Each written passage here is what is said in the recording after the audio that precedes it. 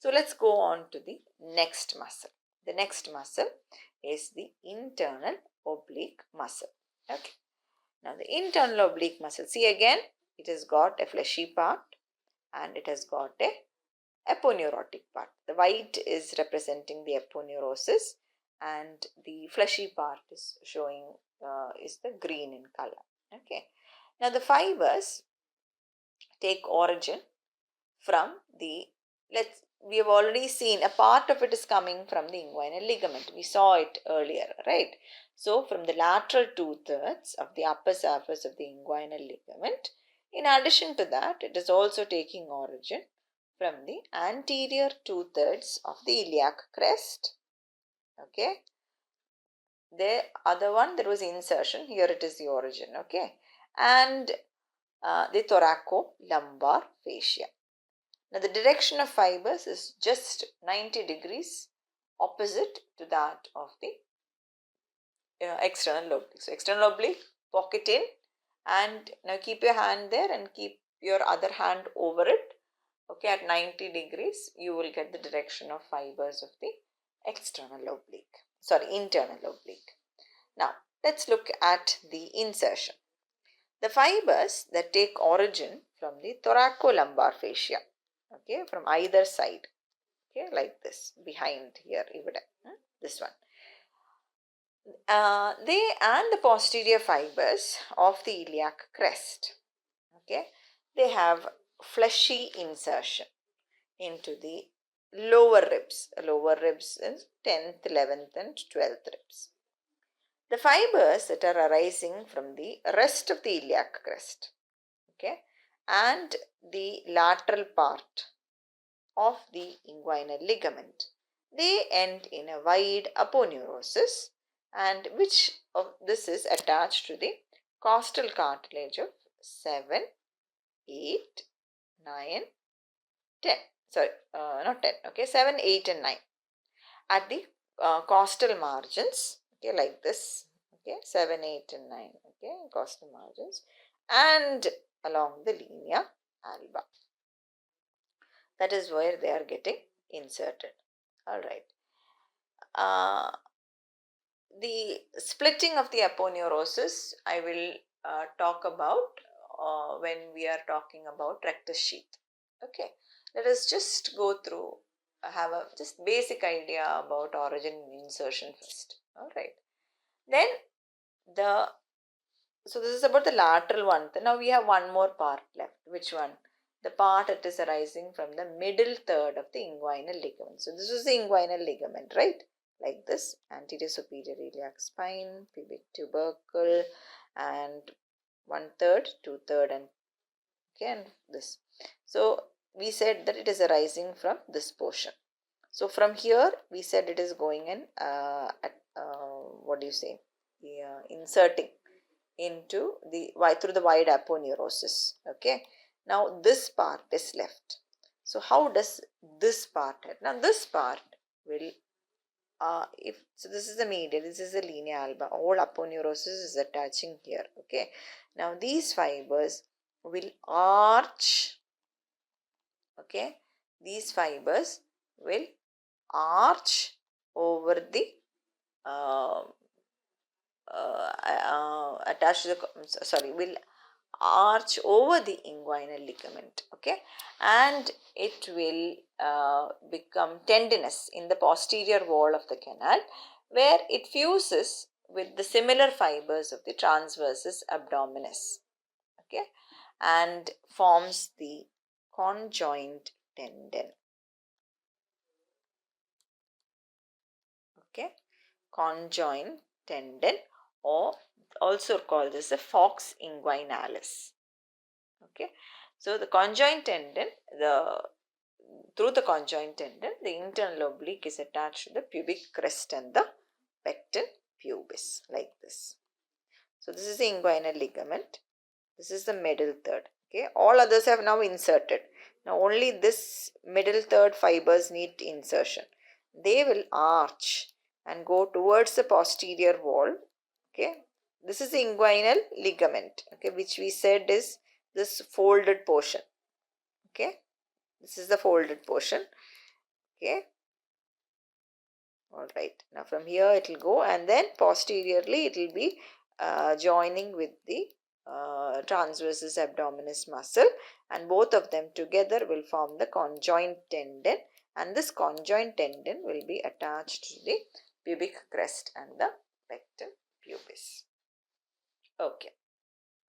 Now supply lower 5 intercostal, subcostal, iliohypogastric and the ilioinguinal. Now, another muscle which we haven't mentioned when we talked about the layers of the abdominal wall, that is the cremastric muscle. This cremastric muscle is derived from the internal oblique muscle.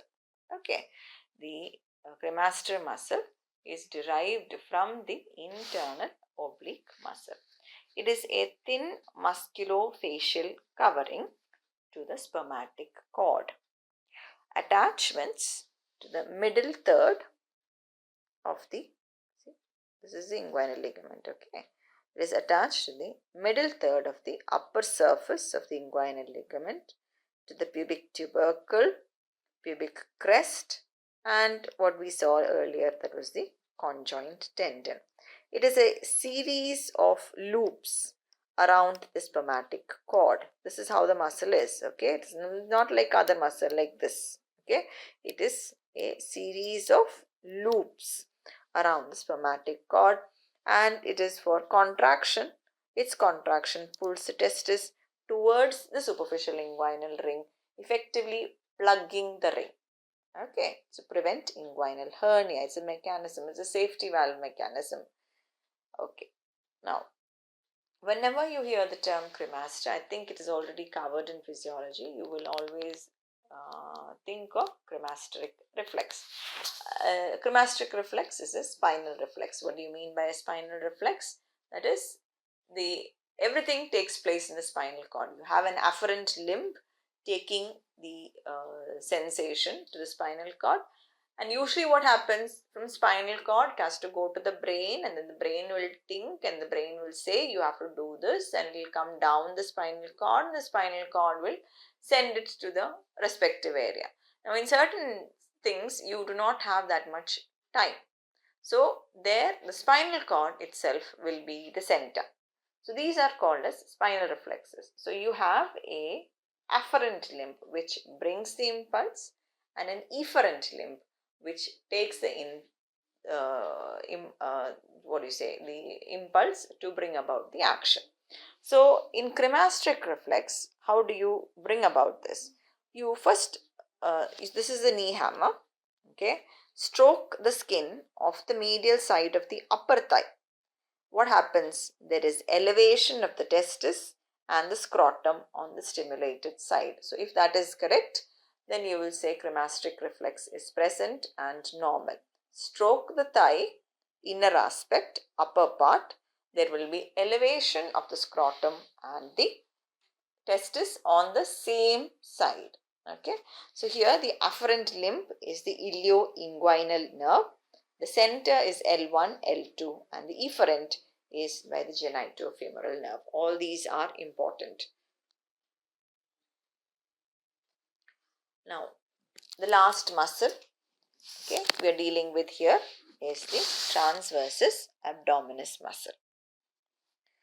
Okay, now the transversus abdominis muscle takes origin from the inner aspect of the lower 6 costal cartilages, the thoracolumbar fascia, anterior 2/3 of the iliac crest, and the lateral 1/3 of the inguinal ligament. Internal oblique was lateral 2/3. Out of that, from middle 1/3, it is going and forming the transversus abdominis. Conjoint tendon. Okay. Here it is the lateral 1/3 of the inguinal ligament. Insertion into the linea alba, and as we saw earlier, into the conjoint tendon along with the internal oblique middle 1/3 fibers. Now supply the lower 5 intercostal, the subcostal, iliohypogastric and the ilioinguinal. Now, what are the actions of the flat muscles of the abdomen? Okay. Support to the abdominal viscera, very important. Yes. Then contraction raises the intra-abdominal pressure, again very important. It when you contract the muscles, the diaphragm is pushed up, okay, and this is very important for propulsive actions like um, coughing, uh, vomiting, expulsion like uh, defecation, micturition, parturition. Parturition means giving birth. Okay, so for all this, these muscles are important. Then flexion of the vertebral column and rotation of the trunk when you use the muscles in alternation. Like if you use the external oblique of one side and internal oblique of the other side, and vice versa, you can rotate the trunk. That is the importance of these muscles. So once again, we have already said, I just want you to have once more a clear idea of what this conjoint tendon is. Okay, so the lower arched fibers of the internal oblique and the transversus abdominis, they end in an aponeurosis behind the inguinal ligament. So we saw this is the inguinal ligament, right? This is folded portion of the lower half. Okay, now we said divided into three parts. Yes, okay, divided into three parts. From this portion, you have the transversus abdominis. From both this, you have the internal oblique. And we said from here, okay, this is medial, okay, this is medial, this is lateral.